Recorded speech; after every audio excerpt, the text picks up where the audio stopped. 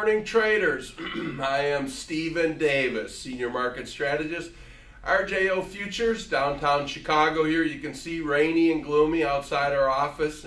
Here to talk to you about the grain markets. Happy Friday to everybody. Okay, we're going to look at weekly charts this week. So our first chart is the weekly chart of corn. And you can see we're in the middle of the week between the high and the low. So maybe the corn market here trying to figure out which way to go and where we're going to close for the week. Export sales this morning towards the top end of expectations. So we're going to talk about export sales every week. It's really, really important.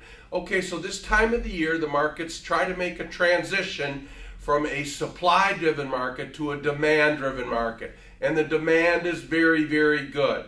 However, the supply is good as well. The basis on corn, not that good here as we move forward into September. Maybe cash is the key here to the futures market as we move through this harvest. My contacts are telling me that the corn basis is going to improve as we move through the corn harvest. So we'll see how good my contacts are here in the days and weeks ahead.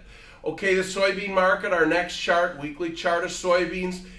Anyone can look at this chart and say the market's going down. So not a lot of technical bullishness here. Maybe a 1-2 bottom, certainly, but this is a supply-driven bear market. Seems to me the ball's in the Chinese court here. U.S. soybeans are real cheap.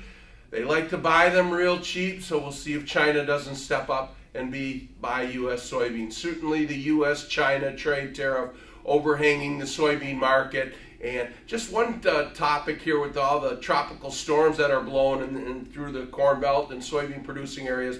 Rain at this time of the year is not that bearish now.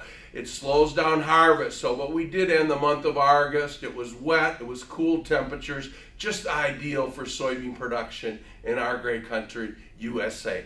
I think soybean meal's the key here. Even Wednesday morning, soybean meal unchanged. An hour and a half later, it was $5 higher. I'm looking for little subtle changes like that to change the tune in this soybean story. And then lastly, the wheat market here. Here's our chart of wheat. You can see really a bearish chart, and wheat is supposed to bottom in here, and you can see it's struggling with that. Australia's wheat crop is very stressful here, and some of the major wheat producers in the world are under production snafus here with stress from the weather. So perhaps some of this wheat demand in the world is going to shift to USA, and we'll be talking about that. Everybody have an excellent weekend.